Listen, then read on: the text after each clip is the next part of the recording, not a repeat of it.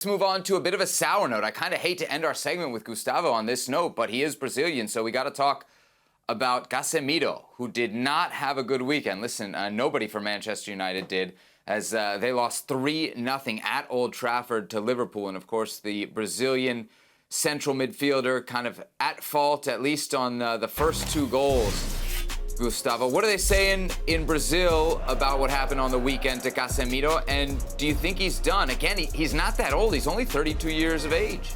Exactly. I think that this is the main point. He's not old. He's just 32 years old. And we can see midfielders playing the highest level of the career at 32, 33 years old. His old partner, Luka Modric, is 38. Toni Kroos stopped playing at the highest level also.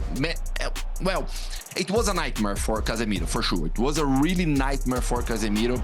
No one doubted about his substitution in the halftime. He had to leave because the first 2 goals of the match was because of his mistakes. He missed the ball. He missed the pass in the first goal. He missed the ball in the second goal. Maybe, and I'm really sad to say that, it can be a turning point in his career. Maybe it's match. We can, in some month, in some years, we look back and say, do you remember that match against Liverpool? That was the turning point for Casemiro in his career, because with Man United, we didn't see the best of Casemiro like we saw here in Madrid.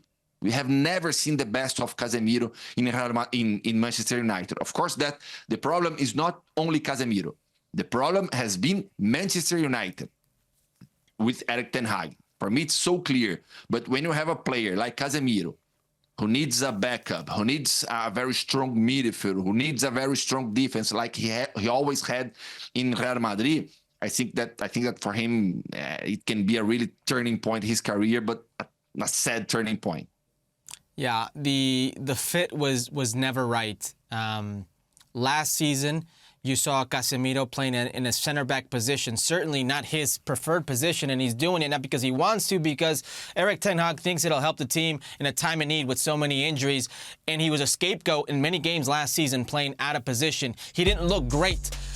Here he is in this game, and yes, 2 goals were his fault. 2 goals were his fault, and his wife in this Instagram post can post all the accolades that he's ever won, which are ridiculous, and he is one of the legends in Real Madrid football, but he's not a legend at Manchester United. And today, in this game against Liverpool and Arne Slot perfectly knew how to play against Ten Hag and how to take the ball away from a legend that is Casemiro and make United pay. I just think at this level, for what is the Premier League game against certain teams, I should say, if he's left unprotected, he's going to be a liability. He's just a tad bit slow. Doesn't mean he can't help you. It doesn't mean he can't be a great player for you, but there are games where if you don't help him, and I'm talking Ten Hag, he will be a liability. I don't care if he's 32 or 28. He looked a step slower than the rest in this game. Herc, you've been through it. Do you think he knows after this weekend?